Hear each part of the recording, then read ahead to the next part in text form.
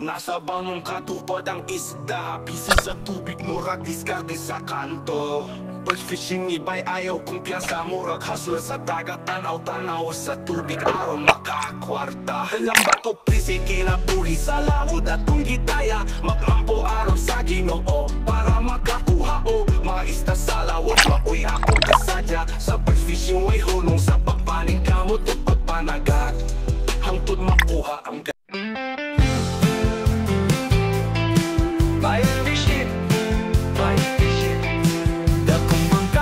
kadlawon, dasig lang palawod lang, tagihapon sa kinabuhi, simple lang. Tara na para makasayo na ta. Ang balut sa dagat, sa kabuntagon, gininhawa sa hangin. O kasi ka sa mga isda, ilabay na ang lambat, aron kita makakuha. Magdepende ang panahon, ngaris ko ang panagat. Sa dagat kami nabuhi at makakaon. Batch fishing sa baybayon akong namaan. Among panganbilawang daw sa dagat, paniguha o pangandoy akong baon. Pugma sa tubig ipapaon sa akong pamilya, sa kasakit o kalis o dili mapalupig. Ang mugi hapon dalang nga unta makaginhawa.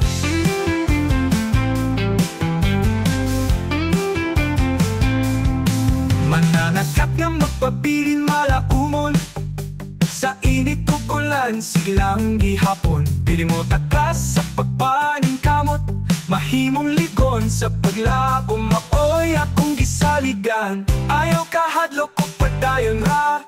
Batch fishing kisaligan sa pamilya, sa kahayag sa langit makita ra.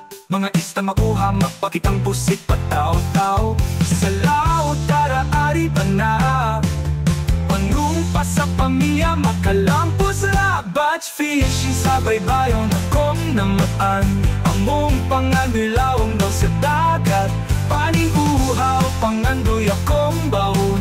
Gugma sa tubig ipapaon sa akong pamilya, sa kasakit o kalis o dili mapalupig. Ang mugi hapon dalang na unta makaginhawa.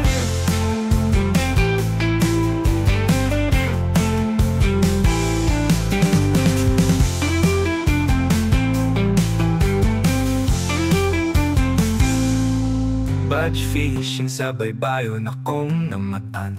Among pangandilawom daw sa dagat, paningguhaw pangandoy akong baon. Gugma sa tubig ipabaon sa akong pamilya, sa kasakit o kalis o dili mapalupig. Ang mugi hapon dalang na unta makaginhawa.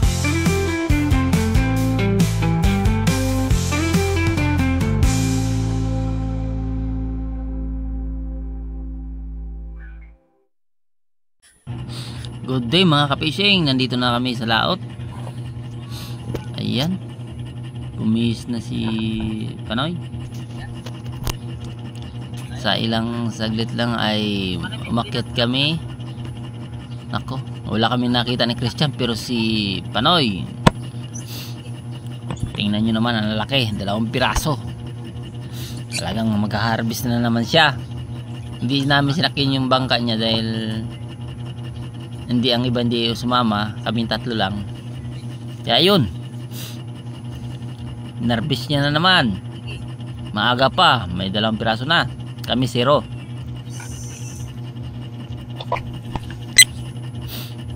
Ayan, talon tayo uli. Magano tayo, hinila ko yung pundo namin, saka nagpalagnis kami o nagpaanod lang. Ayan, ako naghila ng bangka. Ayan, kita nyo naman may lobin, mayroong tayong hawakang tali. Nakatali yan sa kate o sa props ko, tinatawag nga decoy. Ayan, maganda yung ano niya malaki, at saka maganda yung kulay ng decoy niya.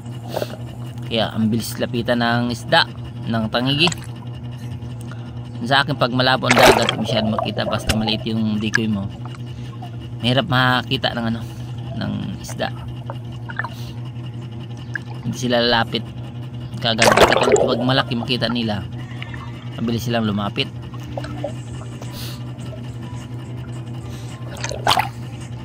Yan mga fishing, simula na tayo.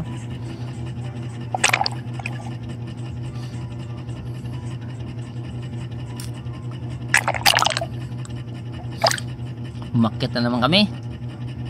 Ayan, tingnan nyo mga kapising. Wala pa talaga akong huli. Si Christian isa,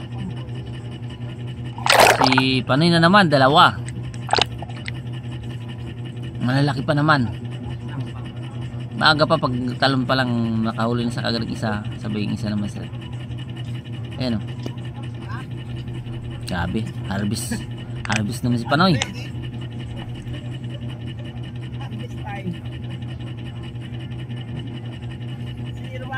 Ako walang huli.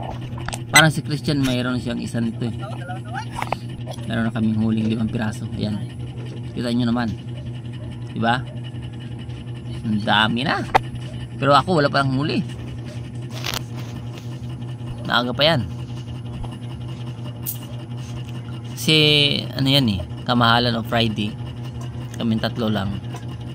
Holy Friday yan. Pagpanagat namin, sabi namin hanggang alas 12 lang tayo, uwi tayo kaagad.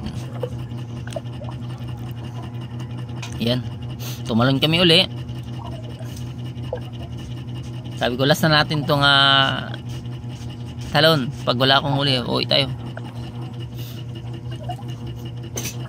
Kasi paano meron na siyang 4.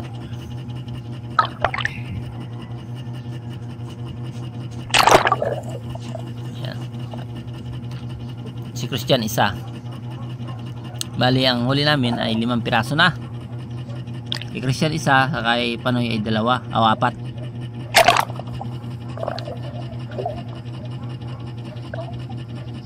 Kaya matagal pa ang hilahan namin. Tingnan ko yung oras. Ito talaga mga ka-fishing, sa totoo lang, yung hanap buhay na to sa mga spear fishing, pinaka-effective sa pamana ng tangigi. At saka iwas iwas sa mga trahedya nga dumadating sa atin sa dagat, dahil hindi ka ubusay ng lakas kasi lumalapit yung isda papunta dyan sa dikoy mo. Kaya hindi mo na kailangan tumisid sa malalim na malalim para maghanap ng isda. Kasi yung pinag-aanohan namin na panagatan ay 24 meters po ito, 24-26. Kaya hindi mo makita ang kalaliman. Kung sisirin mo to nako, hindi ka makaabot ng kalahati, pangalahati.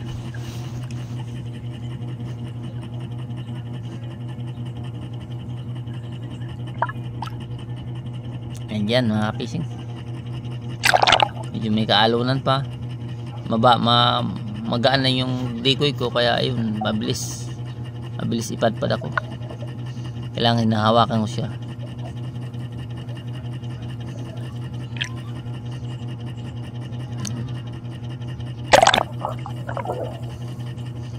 Si Panoy naman nakapana na naman siya ulit sa panlima niya. Dahil 5 piraso sa kanya. Si Christian wala siya nakapana.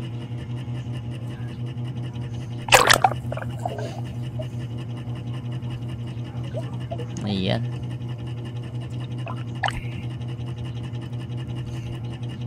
Medyo okay na rin ang panahon, hindi na masyado malakas ang hangin. Tingnan nyo naman, hindi masyado makita natin yung ating decoy o kati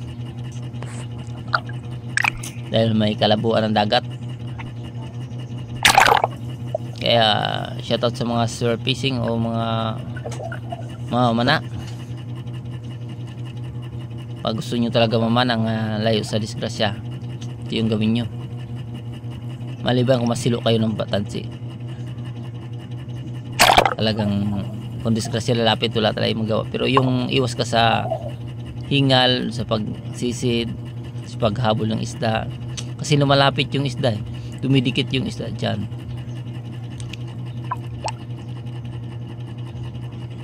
Tinitingnan mo lang. Pag sa bahura naman yan, iikot-ikot ka lang sa bahura hanggang may maglapit ng isda. Kasi yung decoy namin ay 3 dipa lang yan, galing sa taas. 3 dipa lang. Minsan nga nasa taas pa dyan ang tangigi, tumataas pa dyan. Nasa 2 dipa lang ang dinadaanan. Pumapana ako sa 2 dipa lang. Depende rin yan sa tangigi, mayroong mailap, nahabulin mo pa. Meron namang hindi, paglapit mo agad-agad, mapana mo na kagad.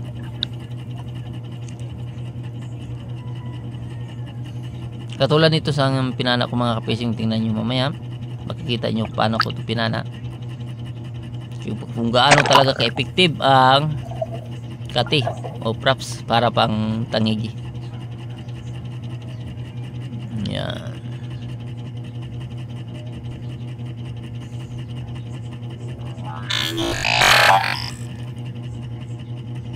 Ito na yun mga kapising. Yan, kita nyo yung tangigi, dumikit sa kanya. Yan. Hindi ka na kailangan maghabol ng gusto, kasi lumalapit lang siya. Ito na yun ang pagpana. Kita nyo, ang lapit na. Medyo may kalabuan niya ang dagat, dumidilaw yung isda. Yan, meron na tayong huli mga kapising. Yan, thank you Lord. Nakita naman natin yung yan, tingnan natin. Nakita niya nga nakahuli ako, ay paakyat na rin kami, kaya pumunta na siya sa akin at saka nagsikan shot siya kasi wala naman siya nakita ring tangigi, kaya para palapit na siya sa akin. Tingnan nyo naman, pinatakbo ko pa. Maliit lang to mga kapising, maliit lang to, 5 kilo.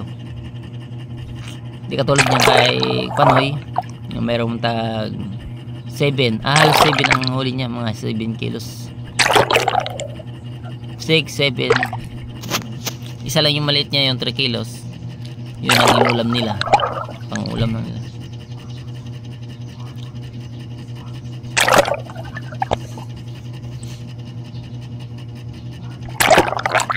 Mabilis ang pagpana mga kapising, pero ang pag-recover kailangan pahirapan din, basta hindi siya ma-stone shot. Mas magaling mabilis kung ma-stone shot mo siya, mas mainam, mabilis, hindi mabaluktot yung stainless mo. Lumalawan pa talaga.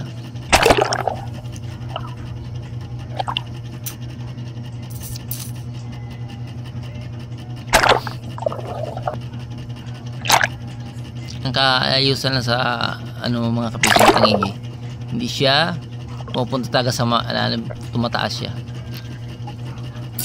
Hindi ko na napakita mga kapising yung pag second shot ni Christian, kasi alam niyo naman yung camera natin medyo nagloloko din.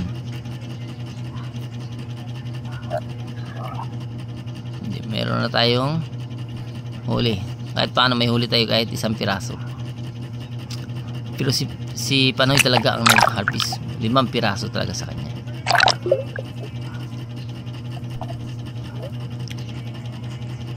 Ayan.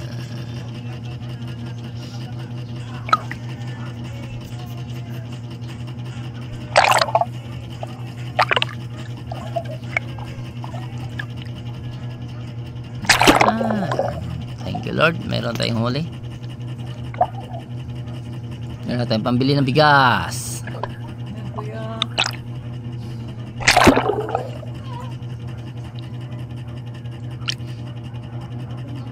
Yun nga pala, yung pinatimbang ni Panoy ay lang, parang 3 piraso lang pinatimbang niya.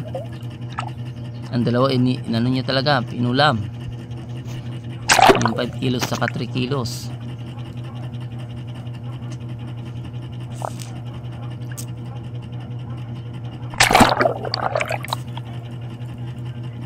Hindi ko lang mga kapising na paano yung resibo natin ay nawala. Sana i-edit ko na, i-ano ko na siya. sa video. Sali, hindi ko na makita kung saan, natapon na. Kaya maraming salamat sa inyong mga kapising, sa inyong walang sawang suporta. Sa hindi pa nakasubscribe, please po subscribe VG Fishing. Pagkapindutin ng bell button, i-bell nyo po para lang-update kayo sa aking mga vlog. Ganoon din ang aking page, Buds Fishing din po sa page ko, sa FB page. Ayan.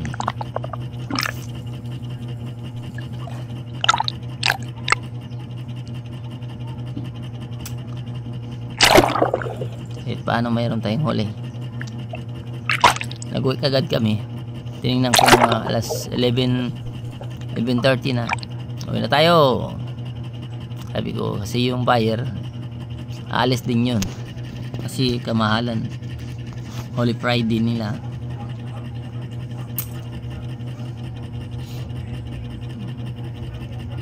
Holy Friday talaga, hindi nila Holy Friday. Di ba? Mayroon na tayong tangigi. Siya nga pala, ito yung pinapanahan namin malapit lang sa amin. Kaya hindi naman masyadong malaki ang kinakain ng gasolina ng bangka ko.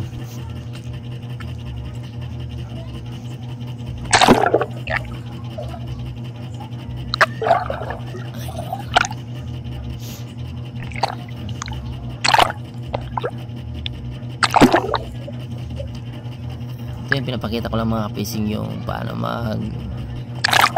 mamana o ayos na pagtapos pagpana. Pinapakita ko rin para kung malaman nyo kung gano'n din, kaya hindi mabilisan ang pag-recover ng isda pag mapana mo na. Malibang kung mas stone shot mo, mabilisan lang.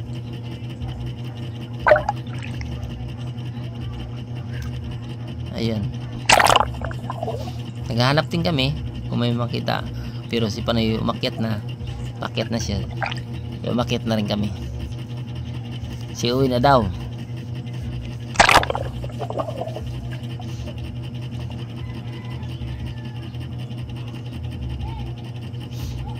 Ayan, tingnan nyo, hindi masyado makita yung kati, no? O ang props natin yan, ang decoy natin yan, hindi masyado makita sa video. Pag ang isda gano'n nakalapit sa video, siguradong tatamaan yan. 3 di pa ang agwat.